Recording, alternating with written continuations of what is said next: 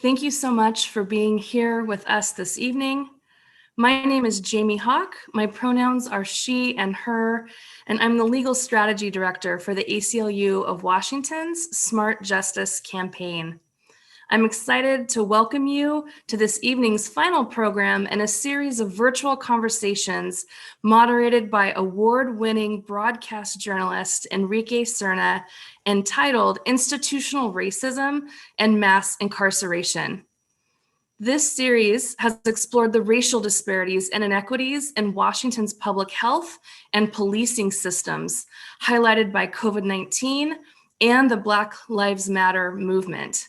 The crisis of COVID-19's impact on incarcerated populations has brought further into focus the explosion of incarceration rates over the past half century and the stark evidence of institutionalized racism driving who gets sent to prison.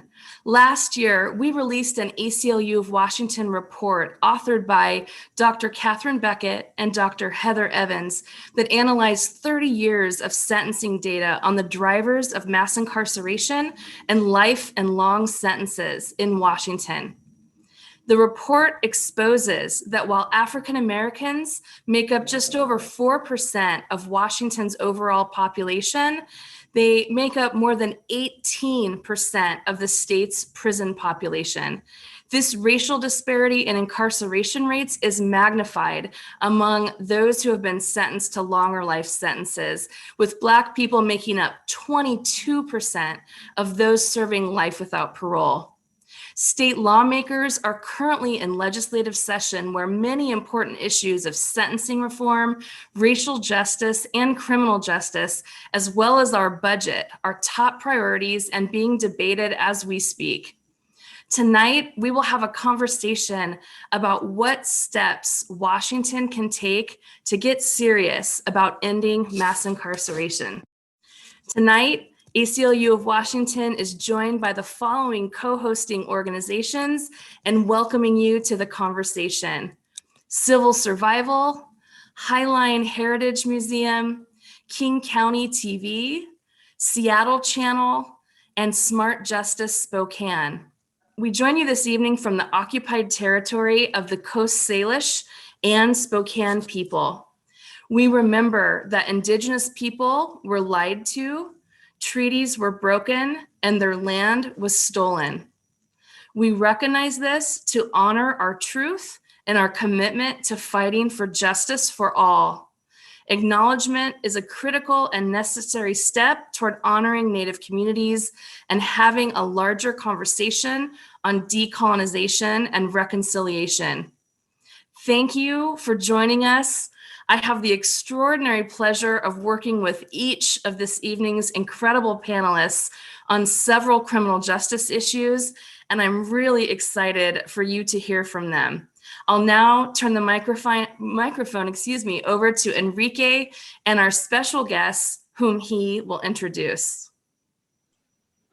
Well, thank you very much, Jamie. I appreciate it. And thanks to all of you that are joining us this evening.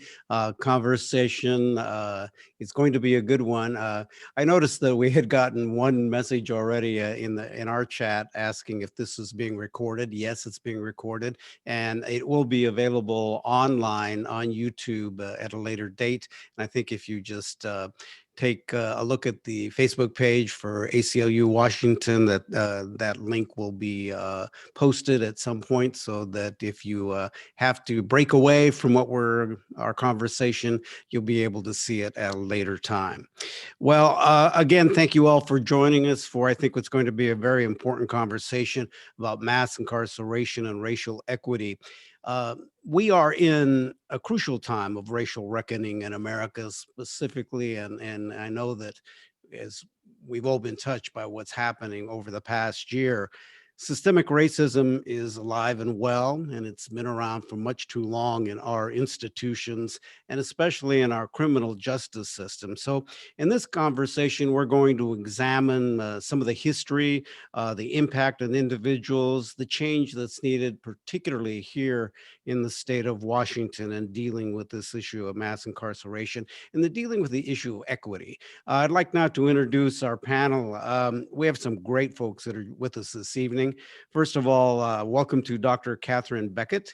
She is from the University of Washington, where she is the S. Frank Miyamoto Professor of Sociology and Chair and Professor of the Department of Law, Societies, and Justice. She was also, as was mentioned earlier, the author of the ACLU Washington Report, About Time: How Long and Life Sentences Fuel Mass Incarceration in Washington State. We'll be talking to her about some of the findings in that study this evening.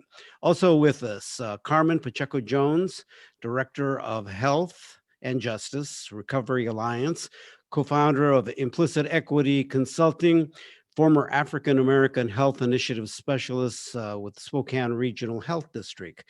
And very happy to have Carmen with us this evening. Also with us is Christopher Poulos, Executive Director of the Washington State Reentry Council. He's appeared with us on an earlier conversation that we had. I'm glad to have him back. I think this is an area that he can actually, along with Carmen, give us some personal experience in things that they've dealt with and being involved in the criminal justice system. And finally, Jeffery Robinson, ACLU Deputy Legal Director and Director of the Trone Center for Justice and Equality. Jeff, thank you very much for joining us this evening, and thank you all for joining us. And I'm going to start with you, Jeff. When we talk about what has happened over the past year, and I think there's, again, as I mentioned, this reckoning of what's happening regarding race in America today. But the truth is, systemic racism it has a long history in just about every institution in America, and especially, as I mentioned, in the criminal justice system. Why is it that locking people up is such an American thing, and maybe locking people up for a long period of time, and people, and especially with an onus on people of color, so horrendous in America as versus elsewhere in the world? It's a pleasure to be here, especially with all of these panelists, and thank you, Enrique, for kind of bringing us together. And the history is a very long history. It goes back to American colonial days, and it has to do with the criminalization of Black people's attempts at freedom. So back in and just give me a second. Back in colonial days, there were laws, for example, that said that if an enslaved woman had a child, that child was also enslaved. Why would they need those laws? Because white men were raping Black women on a regular basis, and the law wanted to be clear. Not only would those white men not be arrested or prosecuted, but if those children came out with blue eyes or freckles, don't go thinking it's a human being. It's an enslaved person. There were laws that said if an enslaved person resisted a master and was killed while resisting a master, the master hasn't committed a felony. That's not a law on the books in any state in America. But go back 10 years, look at the number of Black people unarmed that have been killed by police in America. Then look at the number of police officers that have been charged with anything. Then look at the number of police officers that have been convicted of anything. That law isn't on the books, but it is still in effect. These laws in colonial days were then endorsed in the Constitution. Article 4 of the Constitution made it clear, if you are held to service and labor and you escape, you must be returned upon demand. People didn't want to use the word slave or enslaved, so they used other terms, but everyone knew exactly what it meant. And what that means is that in the document that formed our country, Black attempts at freedom were illegal. So the police have always had a role at preventing Black attempts at freedom through what evolved into a criminal legal system. And just to bring us up to today, the Civil War ended, and then what happened? Black codes, Jim Crow laws, and who do you think enforced those laws? Mr. Plessy in Plessy versus Ferguson and Rosa Parks in the bus boycott got arrested because the police were enforcing those Jim Crow laws.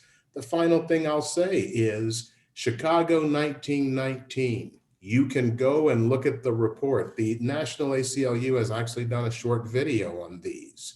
Chicago 1919, Harlem 1935, Detroit 1967, and Los Angeles 1992. Uprisings where someone in the Black community was injured or killed, there's violence, police respond, and there's a report.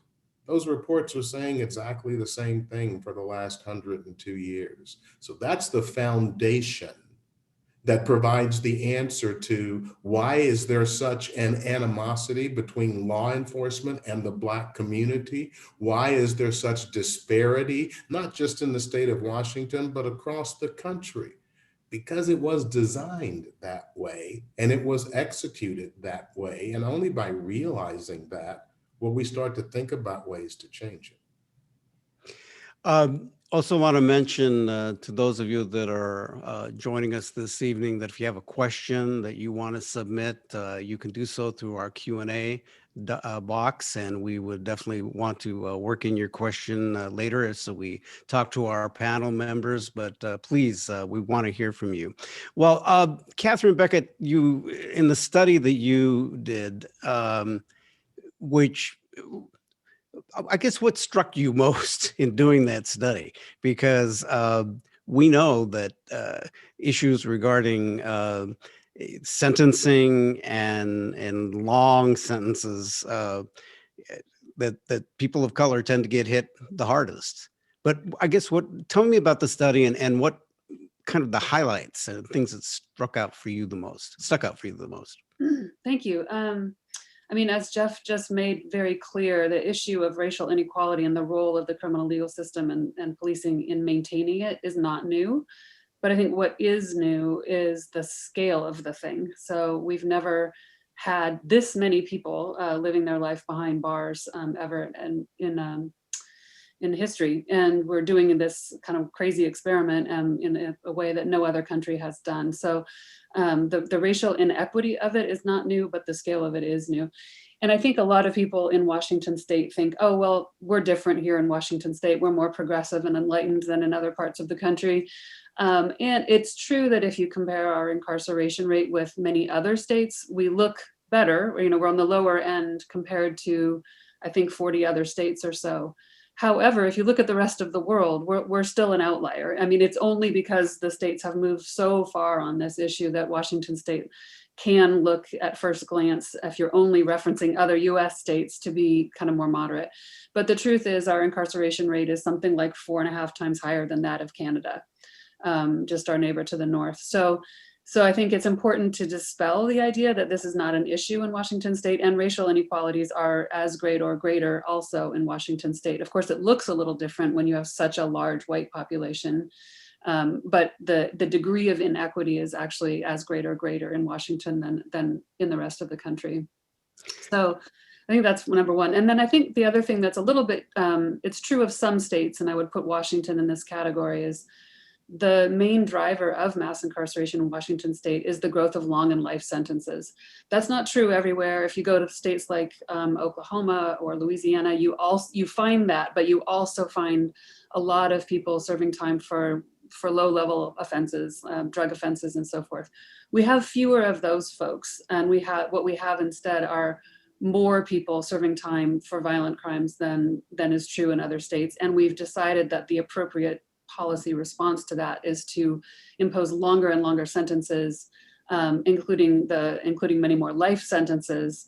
So we now have a situation where something like more than 1 in 6 Washington state prisoners is serving a life sentence. More than 40% are serving sentences of 10 years or more.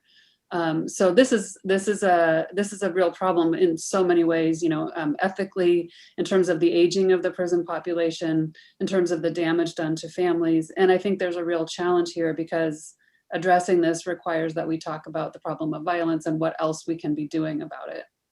So I guess I'd start with that. All right. Well, Carmen, let me turn to you. You were in the criminal justice system. You had some tough times in your life, and I guess from your own experience and from the work that you're doing now, what concerns you the most about mass incarceration and particularly how we handle it? Well, I think one of the things that really sticks out to me is that once you're caught up in the justice system or the criminal legal system, because it truly isn't one of justice, right? It's one of violence and coercion. But once you're stuck in those cycles of recidivism, it's really hard to break free from that. That means, if you come in contact with law enforcement, it's more than likely you're going to be arrested, even if it's for something as simple as jaywalking. For me, I cycled in and out of the justice system between the ages of 12 and 33, initially in the juvenile justice system, and graduating at 18 into the adult justice system with a possession charge. And the way that it just holds on to you, it makes it hard for you to integrate into society. There's no safe spaces. You're already otherized, you're stereotyped, you're labeled as an individual who should not have access to jobs, should not have access to housing.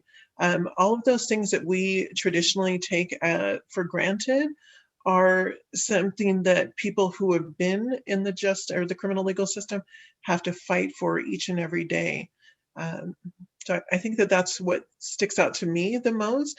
And with my own personal experience and working now within the system and trying to build equity, I think the overlying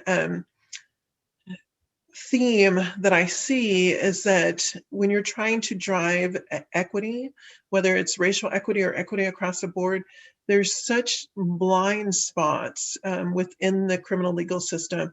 They know we can show them the data all day, yet they refuse to enact any kind of mitigating policy, or what they create is just as punitive. Their assessments or bail reform, everything always comes down to still layering punitive measures upon punitive measures to keep people of color in jail. And I think I shared this earlier with us when we met prior to this, that as many of us community advocates and reentry specialists work to get people out of the jails and prisons across the state because of COVID, locally here in Spokane, we had over about a 3-week period, we had almost 400 people released. And a judge whom I work with on our Law and Justice Council, she did a walkthrough and she said that she was just shooken by who was left behind: Black, Indigenous, and non-English speakers. Those individuals, because of the criminalization of Blackness, because of the dehumanization of BIPOC communities, they could just leave them behind without a thought as to their value of life, their humanity. And that's something that just really kind of sticks with me, and something that many of us work aggressively to push back against. Well, Christopher Poulos, you're one of those people that also works on this as well, and you know this well because you were in the system. And the fact is that I was reading your story today, and you talked about having a defense attorney that was ready to basically have you go to jail right away, and then because you were able to get someone else. but that you also knew that in doing so that you had kind of you had some privilege there that others don't have, just what Carmen was talking about. So tell us about that. Yeah, so that particular story, I actually just want to start by just noting that today is the National Day of Empathy, where we're working together across the country to break down these stereotypes that people either fit into the category of victim or person causing harm, and that in fact we are all human beings in this. So anyways, I've been part of that in person in the past years and just wanted to mention it today. But you know, my work in this space actually began when I was sitting in county jail before I went to federal prison. I ultimately did go to federal prison for a multiple year sentence. But when I was sitting in county jail and my court appointed attorney told me, there's no way you're getting out. You're facing 5 federal felony charges, drug charges, a gun charge. There's no way you're getting out. You might as well get the clock ticking on your sentence now in county jail, is what he said. This was our first conversation. We didn't even have the discovery. We didn't know what the evidence was against me. We just knew the charges.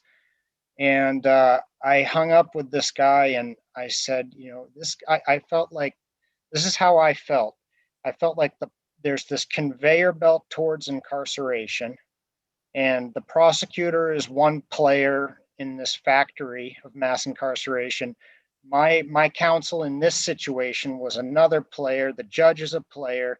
All the bail bonds people, all of them are just players in this system. And I'm just on the belt riding along. Even with my whiteness, I was still on the belt. And I was able to hire private counsel in this particular situation. And I don't even know what they had for dinner in jail that night, because about 2 hours later, I was walking out the front door. And what the lawyer, the new lawyer that I got, he called the US attorney and said, look, this guy has no money to flee with. He's not facing any actual violent charges. He's got a job in the community. He's got strong ties in the community. He's already in recovery from addiction, and any criminal conduct has already ceased. Why not let him out to work and prepare for the case and save up some money? And the assistant US attorney actually just said, fine.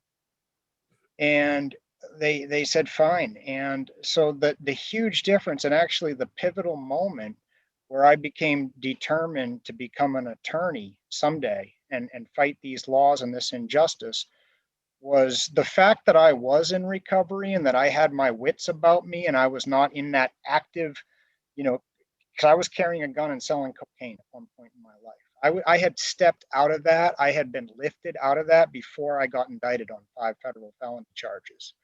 And what happened was, while I was leaving jail that night, strictly because of, in this case, my financial privilege, I felt sick to my stomach. I felt actually physically nauseous that I was leaving all of those folks behind, mostly Black, brown, or lower income white folks behind. And that was the moment I became determined that this would be my life's work. And it has been since.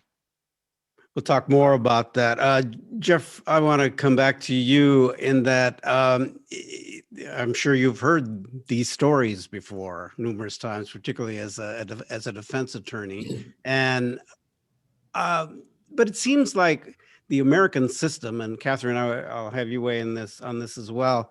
The mass incarceration or incarceration, just, you know, throw the book at folks, is a very American thing. Am I right?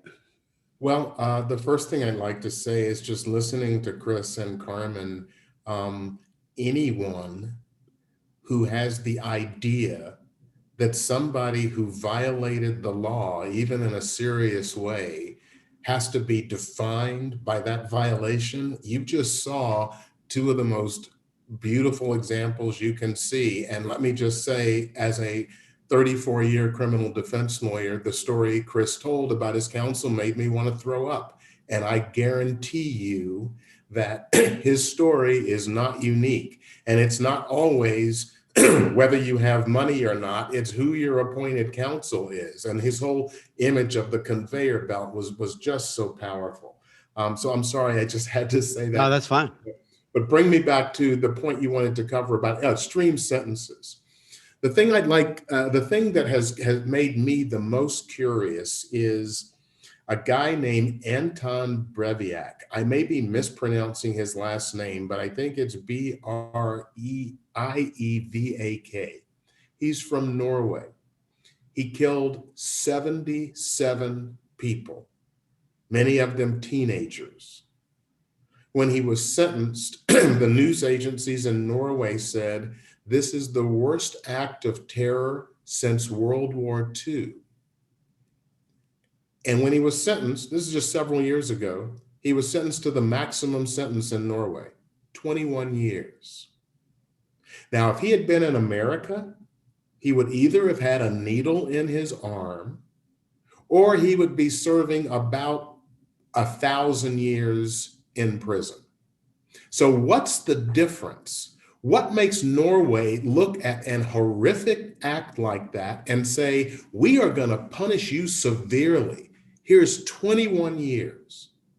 You can't say they don't care about their citizens or the people that live there as much as America. Their healthcare is better, their schools are better, their criminal legal system is better, their social programs are better. So it ain't that they don't care about life. What is it that makes them look at that act and say 21 years? And I believe, and I think others that I have read believe, that a large part of it is that Norway has never othered a significant part of their population. They have never taken that part of the population and considered them or treated them as less than human. And so I think that the point that Catherine Beckett made earlier about we have to look at violent crime in a different way if we are going to deal with mass incarceration. Just how long do people need to stay in? And our theory has always been crush them. Look at the horror that they did and hit them back as hard as possible. It is literally revenge. And so I think that's something that we have to deal with before we can start understanding why our prison system looks this way. Katherine, can you pick up on that, particularly with the work that you've been doing? Why do we seem to, have these long sentences? Now, obviously, I mean, some people commit crimes that I think they probably deserve the sentences they get. But I guess tell me what you think is overkill. Right. Yeah. Yeah, well, I guess I may not take a position on that, but I would just emphasize, along with what Jeff said, is, the US, and actually it's really not Norway that requires explanation, because Norway's more normal than we are. Only 20% of the world's countries allow for LWOP sentences, life without the possibility of parole. Only 20% of the world's countries even allow for them, and most that allow for them don't actually impose them, or if they do, it's just very, very rare. So we are, everybody knows we're an outlier with the death penalty, but we're also an outlier with life and long sentences. And I think, it started really in the 80s and into the 90s. There was this almost like an arms race of, you can sort of see, well, 3 strikes, no, 2 strikes. And our sense of what was normal and what was required for justice really just shifted dramatically in that time. It surprises everyone to hear that up until the 1980s, prior to the 1980s in Washington state, a person convicted of murder was almost certainly not going to spend more than 20 years and often spent 13 with earned time for homicide, right? And so we look at that and we're like, oh, that's not normal, but that was the norm. And what's happened is we've had this inflationary process. And I think those policies made a lot of sense, because what we know is that people do mature and transform even when they're confined in really horrific and in prison conditions that are in violation of human rights standards and so forth. People still mature and stabilize and become safe to release even after committing horrendous crimes often. And so I think what we've built is a policy system that doesn't reflect that at all. The last thing that I would just add, I think this is something that Chris had mentioned, is you know, we know, I mean, children aren't born violent, right? Things go wrong, and the social world produces conditions that encourage violence in the contemporary United States. And so rather than talking about what those things are and how we could address those social conditions, and engage in prevention and better support children and families and all of those kinds of things, we just ignore kids in crisis, and ignore all the inequalities and ignore the school conditions and all those things that we should be addressing. And then once people commit the crime that lands them a long sentence, we sort of throw the book at them. And at that point, the state has all the resources it needs. And I think that that's a really glaring inequity that needs to be addressed. Well, Carmen, let me come to you, because I think in your story, that's sort of what happened to you in some respects, particularly going into the juvenile system and being, I think, were you in foster care and other types of things? Yes. You make the point earlier about what you get in the system, getting out of it is just one hell of a thing. Yes, and that's so true. Yeah, I came in as a foster child, you know, removed from my home because of severe abuse. You know, I mean, that was all that I knew, right? And going into the foster care system and then being shuffled from home to home to home, you know, juvenile, simply because I was a ward of the court. You know, they were able to do that. If they didn't have a home to place me in, they would put me in detention. You know, and I took every opportunity that I could to run away, you know, and I didn't feel safe, you know, in these foster homes. I didn't know these people. I was often treated differently, and, you know, sequestered to a tiny room, you know, refrigerators padlocked, doors locked from the inside. And these are just, you know, traditional foster homes, you know, so I wasn't going to stay there. And of course, you know, you live out on the streets, you know, you're a child, you get sucked into exploitation, you know, drugs, just everything else that comes along with, you know, being a child, and, you know, what is out there for people who end up on the streets. And we know approximately 75 or 70% of foster children who age out of the system end up homeless and on the streets and in survival mode, and vulnerable to exploitation. For me, you know, I think about, you know, what Katherine had said about the causation, you know, why are people acting out in violence? You know, if you look at the scarcity and the violence that we're subject to every single day, you know, it's no wonder that people are acting out. I use an example, you know, I fell into, after my third child, I fell into postpartum depression and then psychosis. And in that state of psychosis, you know, I was at risk of harming my children because I was experiencing such a high level of, you know, intrusive thoughts that were telling me what to do. And thankfully, I had, you know, some semblance of, you know, sanity to call 911 on myself. But look at the women across the country who don't have that. And then they do, you know, murder their children or harm their children, and then they're going to prison for years.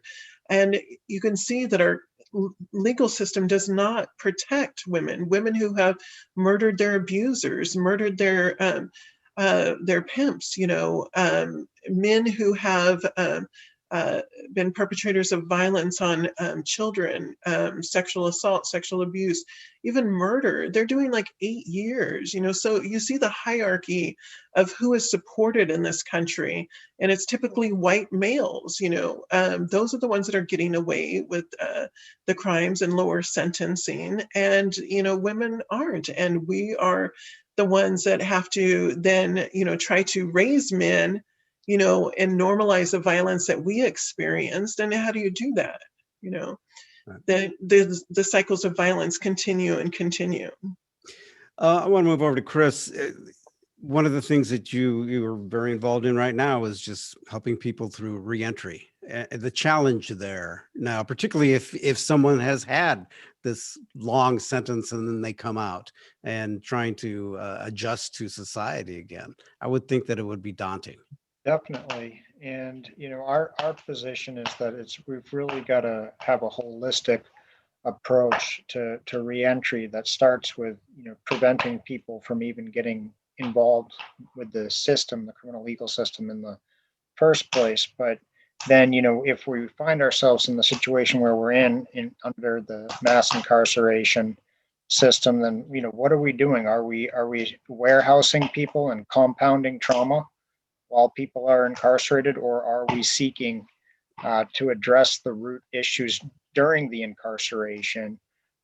And we find that in a lot of cases, it is the first. It's people being warehoused, kept, and under control, but with oftentimes very little that's actually going to help people break out of those harmful cycles and be able to succeed afterwards. And this may be another question you were going to ask me. I'm not sure, so forgive me if I jumped the gun. But something I wanted to mention was when this is the with George Floyd and the semi-recent attention on or rejuvenation of attention on racial justice and racial equity we've seen in the last year.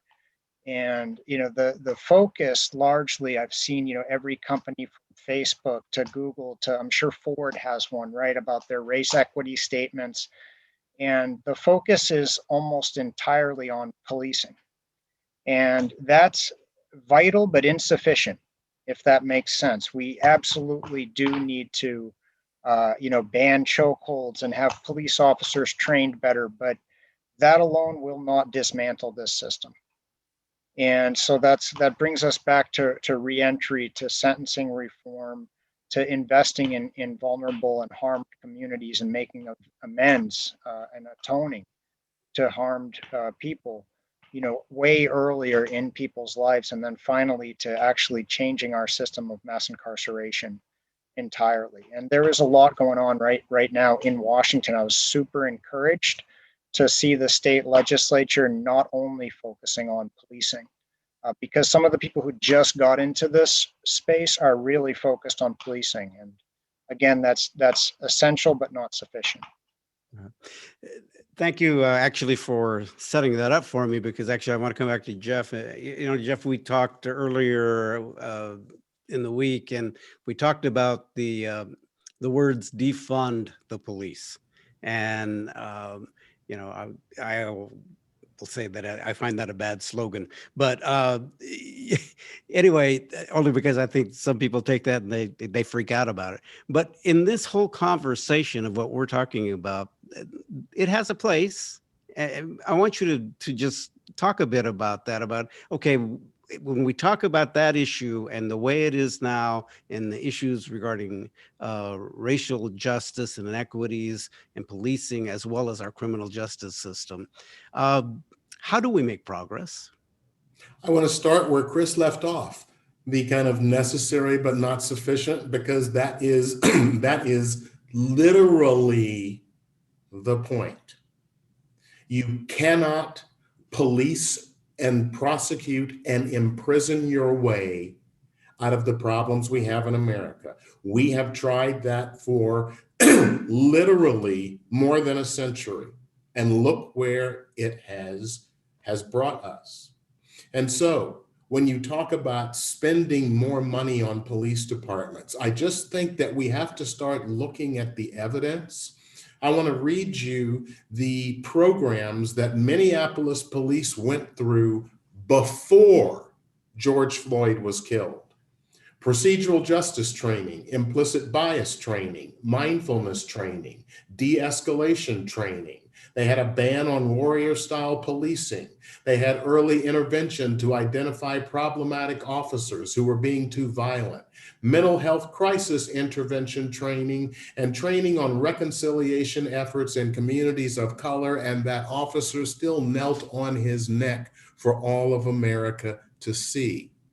We have to come to a realization that something's not working.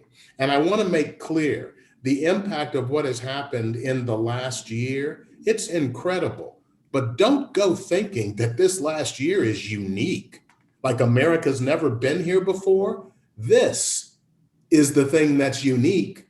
The cameras that make our stories of police brutality, not just stories, but videos. Now it's not just those Black people complaining about it, it's videos.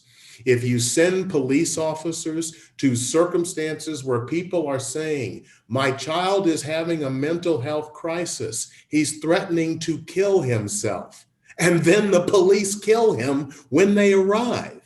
No sane society would continue that. No sane society would allow that. And so when you hear defund the police, I will say this. I understand that slogans are important and some people say, oh, that's bad. And so I'm just going to turn my attention away from that. I'm not even going to consider that. Well, they've also been turning their attention away from the slaughter that's going on in the Black community for decades, if not more than a century. So I really don't want to hear anything about the slogan makes me turn away from it. If you're going to turn away from this issue that easily, it's because you really don't care enough. And what I will say is this: when's the last time that anybody looked at their local police department budget? Because back in 2017, 3 years ago, 4 years ago, the New York City police budget for 1 year, $4.9 billion. Minneapolis, $163 million. Oakland, California, $242 million. If you're wondering why we don't have money for the things that Carmen and Christopher are talking about, take a look at those budgets. Nobody is talking about getting rid of the police, but the police don't stop crime. The police respond to crime. We have quite a few questions from folks that are joining us this evening, and let me share one with you, and I'd like to get a response from folks. How did the 3 strikes you are out law affect the incarcerated population compared to the populations without such laws? Who would like to jump on that one? Jeff, do you want to take that up first? I just think if you go around the country, you can see that there are examples of people serving life sentences because, you know, their 3rd strike was a felony shoplift, or their 3rd strike was a purse snatch, or their 3rd strike was some kind of drug offense. And it simply makes no sense. And it's essentially saying we are willing to completely throw your life away if you make a mistake 3 times. And so I think that's, you know, Katherine has talked about it. Carmen and Christopher has talked about it. It is the values that underlie the system that make us think. It's this macho thing of, if we're really tough, then crime will go away. And I don't know, if you've tried something for more than a century and it hasn't worked, somebody might think maybe we should try something different. Katherine, could you weigh in on this question as well? Sure. I mean, I can talk a little bit about how Washington state compares. So not all states have 3 strikes laws. Washington does. Some of them are sort of have fueled the incarceration system more than Washington's. Like in California, virtually anything could be the 3 strike. There was a guy that I think stole a DVD or something, you know, a VHS tape or something, and someone else who literally stole cookies, and that was their 3rd strike. In Washington, it was more narrow than that. It did have to be a violent felony offense, but that did include assault 2 and assault 1 and robbery 2 and robbery 1. So I would say, like, it wasn't the most aggressive of the 3 strikes laws, but it definitely still had an impact. And there are hundreds at least of people in Washington state serving LWAP as a result of a 3 strikes conviction. So, Christopher, I want to ask you, what is the biggest challenge for someone that's trying to re-enter today? So I always like to say that successful reentry occurs when internal healing and growth are met with external opportunity. And I used to take about a half an hour to say that. I'd say, you need housing, you need employment, you need treatment, you need to go, you know, family needs to be centered. And all of that is true, and I can certainly break that down into detail. But what it really comes down to is, first, speaking for myself and for many others, if I was still in the same mindset of when I was carrying a gun and selling cocaine and actively using drugs, and you threw me into an apartment and got me a job, speaking just for myself, I can't honestly say that would have been sustainable. On the other hand, if somebody has had this, great internal healing and growth, right? Maybe while they were incarcerated, they got in with a solid group of people and had some positive experiences somehow in that horrible situation, but then come out and can't rent an apartment, can't secure housing, can't get a job, can't get a meaningful wage career that's going to support their family and help lift themselves and their family and out of poverty, then even with that great internal awakening, it's also a recipe for failure. The number one external barrier we see is housing. It's safe and stable housing. As far as a concrete external need, landlords have every right legally, sadly, at least in this state, outside of Seattle, to say no based on any kind of criminal record that they come up with or comes back. We've been working on that. Seattle does have the strongest ordinance protecting people with past convictions in the entire country, and the sky has not fallen. We have not seen, record numbers of trouble with tenants, and so we are pushing for a statewide law. We're hoping to become the first state in the country to truly tackle rental housing discrimination against people with records. And so that's the top one. There are multiple ways to go after that. It would actually be less expensive if we had to just fund subsidized ongoing housing than it would be to have people experiencing unsheltered homelessness and then oftentimes ending up back in jail or prison or losing their lives. Yeah. And potentially harming themselves or others in the process. So again, it's that internal healing and growth met with external opportunity, but the top barrier right now that we see is safe and stable housing, because all else is dependent on that. Yeah, Carmen, do you want to add on with your experience in your work? Yes, definitely. I love what Chris said, that internal healing, often hard to do and challenging to do while you're incarcerated. Again, a system of violence, a system of oppression and harm, but people do come out of it, okay. Sometimes carrying a lot of trauma and still with a lot of work to do. The reentry program that I have, focuses, we have a housing fund where we can, work with landlords, try to get people off the streets and into safe and stable housing. We can pay up to 3 months rent, and we know that's not enough, but in that 3 months, we can work with them and, help them build job skills. We have a job training program. We have a life skills program, all met with humanity and dignity and,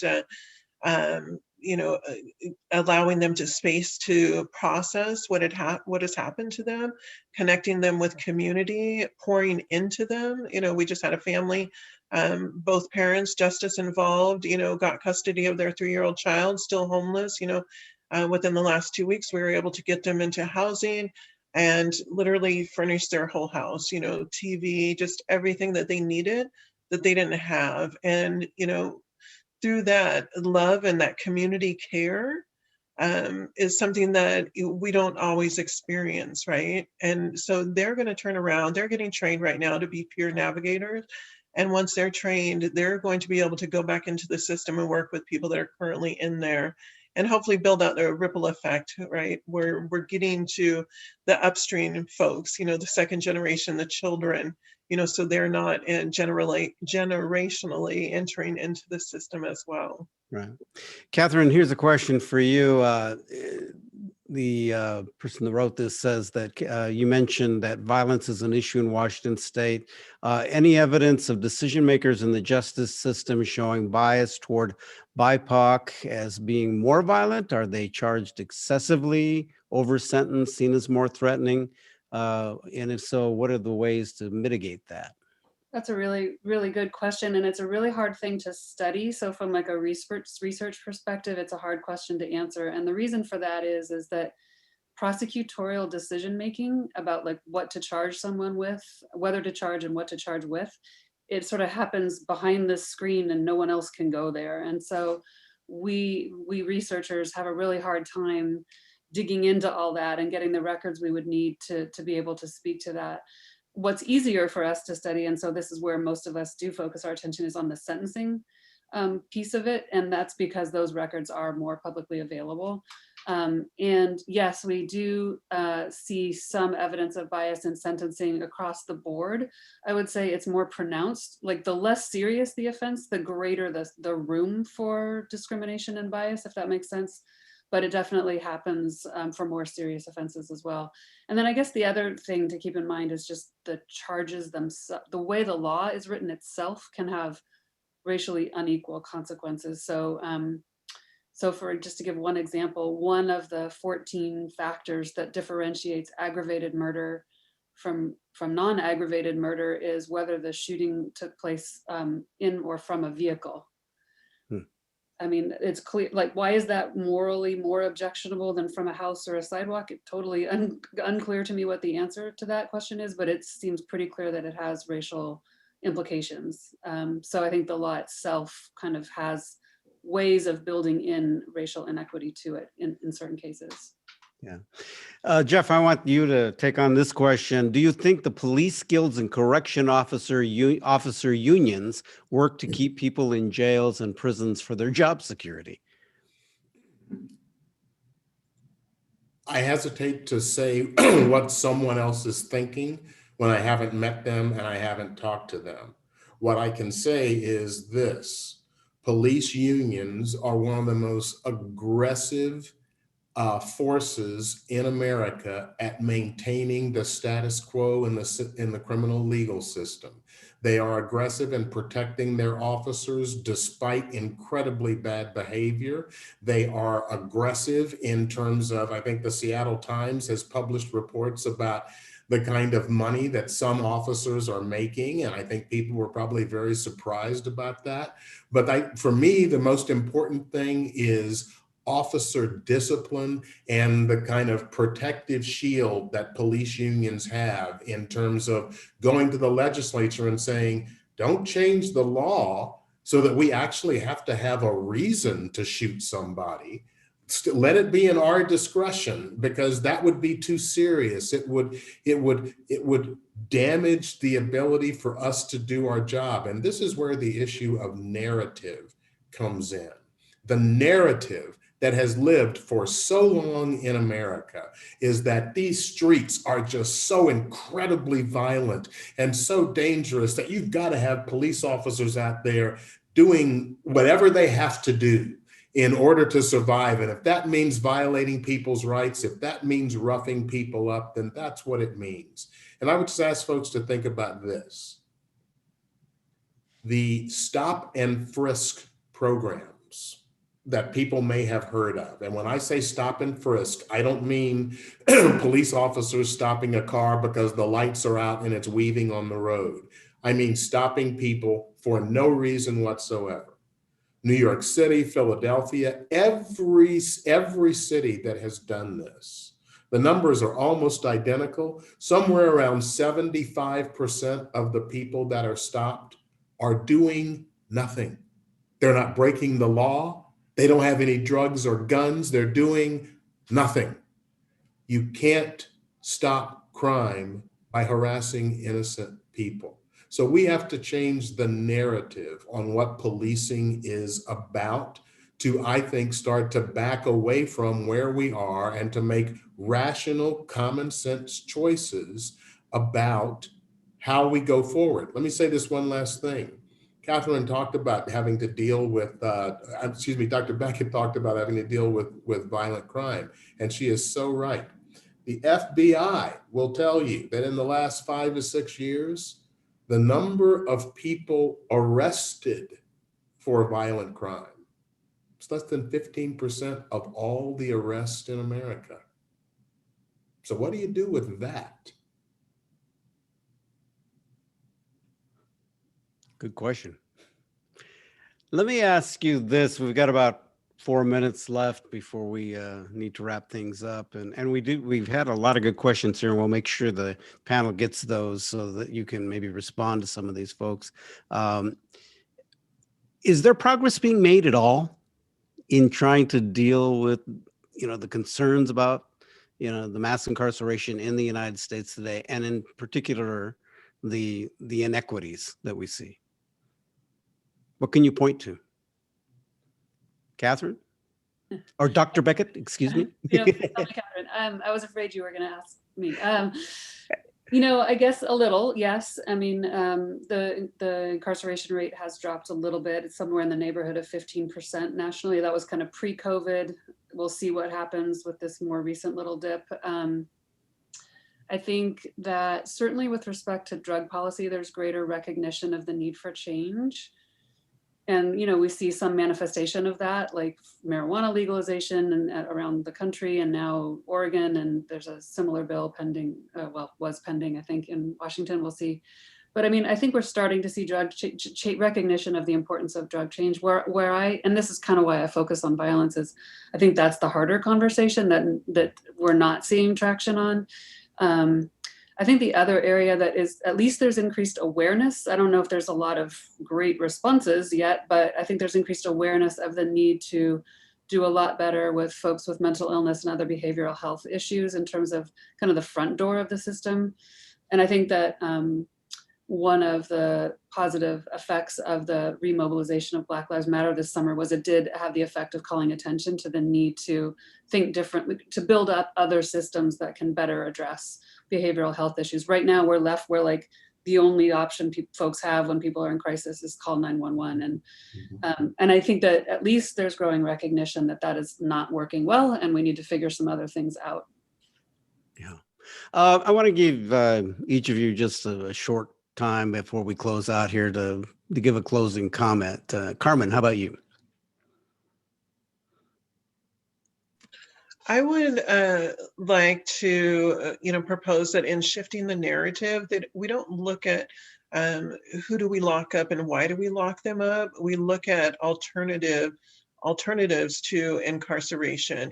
We look at community-based organizations that are out there, have the relationships with the communities, and can work in prevention. We look at building up, alternatives to policing that, I don't know who said it, that we have no other reason but to call police, when, and I'm not even talking about co-deployed teams. I'm talking about teams of individuals, organizations, trusted messengers, community health workers, social workers, deploy them, train them, group, put them in, crisis response, and let them serve the community as opposed to law enforcement. I think that we'll have better outcomes, and that we can actually build, just and thriving communities. Chris, thank you. Thank you. Yeah, great thoughts. And I'm just really honored to be part of this group with everyone. And I think, if we're trimming around the edges of mass incarceration quite a bit, which again is, I keep saying this, necessary but not sufficient. Community needs to be fully aware of what's going on inside of our jails and prisons beyond what they see on shows like Lockup Raw, or what they see on Cops, or what they hear. Both the good and bad. They need to see the groups of men and women who are doing amazing things under incredibly hard circumstances that's totally different than Lockup Raw. And they also need to see the terrible harms that really do happen. I think every judge, every defense attorney, every prosecutor should have to go into our prisons and jails regularly. I can't imagine being, teaching about sailing and never going out on a boat. That to me, that's so foreign.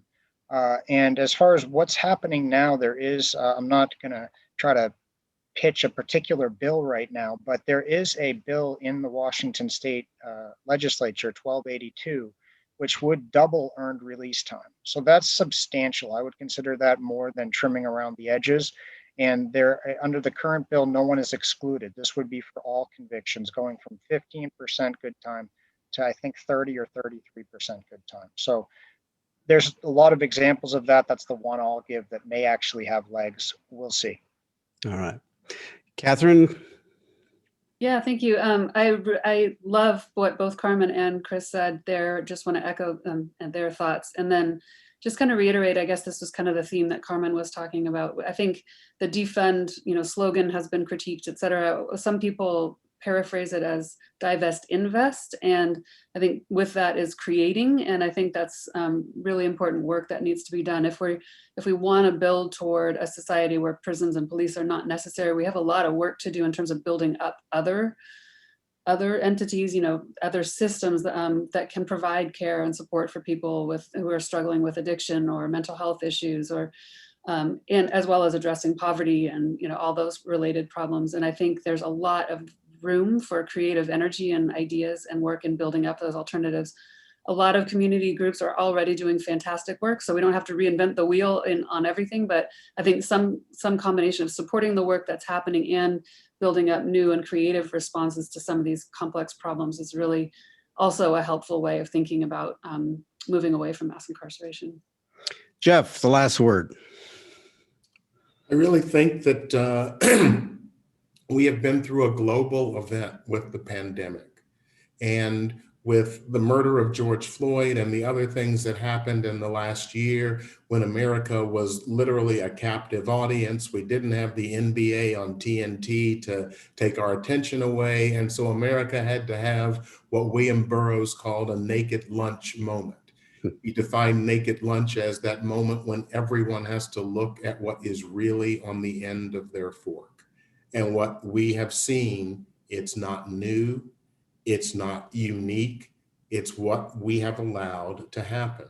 And I would say this, America and Western culture in general is really hung up on even numbers, like half a century and a century. I guarantee you in 2070, there are going to be groups who are looking back 50 years since the pandemic.